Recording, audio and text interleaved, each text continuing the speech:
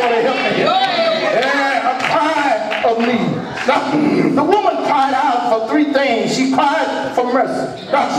No matter the need, Jesus can never turn from a desperate cry for his mercy. But two things are essential.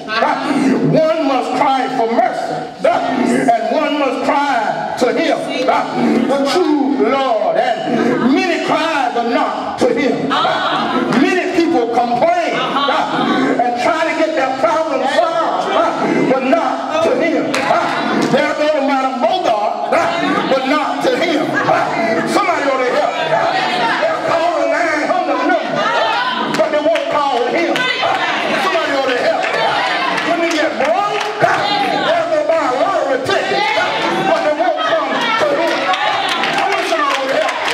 And I'm talking about them shouting about sleep in the store and buy the lottery ticket, trying to win $1 million. They won't pay their time. Oh, I ain't gonna preach it here. I'm going on to the house. Can I go in there? She cried for the son of David to hear her. Note that the woman called Jesus the Son of God, or the Son of David. This is important in understanding what was happening. It revealed a limited concept of Jesus. She had heard that a Messiah was coming. She had heard he would be the Son of David. But she had a wrong conception. When he said the Son of David, it meant from David's bloodline, Jesus would come. I wish somebody would help me. Can I get a witness? Look, he was to work miracles for them. She had heard about Jesus, but she was delivering, that he was delivering people from their sickness, healing them from their disease. However, seeing Jesus only as a miracle worker and a healer is inaccurate conception of him. If we only think of him of somebody to get us out of trouble, we got a wrong conception. Can I get a witness? We only want him when we're down and out. Can I get a witness? We only want him when a problem arises. Well, y'all don't help me. We got some of those folks right around here in Roseboro. You don't never see them till trouble arises.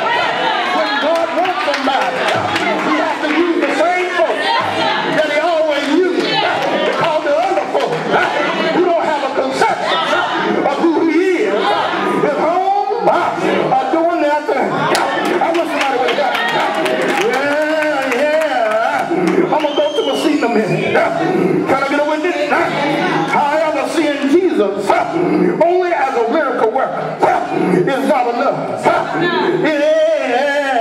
It prohibits him from working and doing what he really wants to do. I want you to know that he's concerned about your health. He don't want you to be hopping.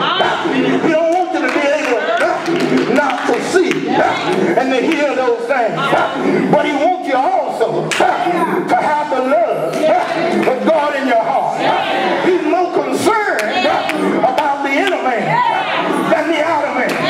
Because if the inner man get his business right, the outer man will fall in line. Can I get a witness? Well, y'all don't hear me. I got cold now. Therefore, he began to lead step by step to understanding his lordship, to confessing her faith in a humble and a worshiping spirit.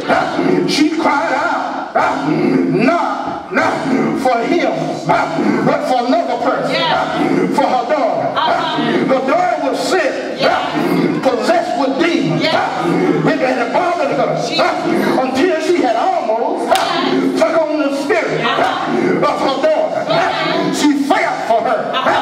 She knew what she was going through. And any mother got a child. When you leave out your child, you feel almost as bad as your child did.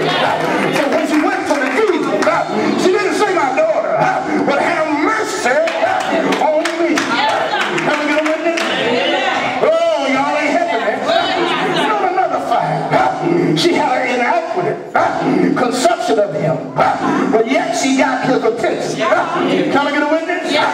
Child, she proposed, or she possessed two qualities which Jesus can never turn away from. She loved another person. Well, y'all don't hear me? When you love people, you can get his attention. Y'all don't hear me? Some of us don't have a relationship with God like we love, because we don't love one another. He said, love those that despite you. Love those that criticize. Why should I love them? Not for their sake, but for your sake. Love them anyhow. I'm getting ready to close. Deacon, is it all right if I close now? Have I done my job yet? I want to get my paycheck now.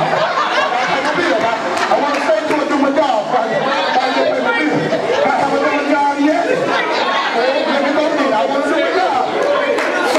Somebody ought to say, man, have mercy on me. She cried. Her love was much more than a normal love or sympathy. It was a true oneness, a union of living between her sister, her daughter and herself. That she felt. That's what's wrong with us. We don't have a relationship that we can feel with one another. We are too selfish in our salvation. We don't want to get close to one another. Getting close means responsibility. When you're getting close with somebody else, you not only have a friend, but responsibility to your brother and your sister. I'm not ready to close.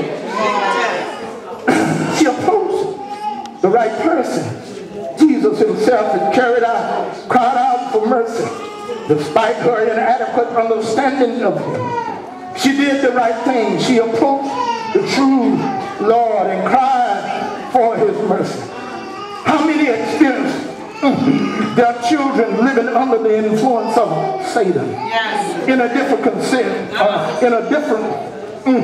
sense, but perhaps nevertheless living in the sin and shame of the devil. How many loved ones have had their needs met how many loved ones have had their needs met if we interceded for them as this woman did for her daughter? Do we honestly love as she did? Do we honestly cry out to the living God as revealed in the scripture, or to our own ideal of God, who God is? I want somebody to help me. Do we really trust God in our relationship with one another? Children and children, when we go to God, do we really love them like this woman loved? And we can tell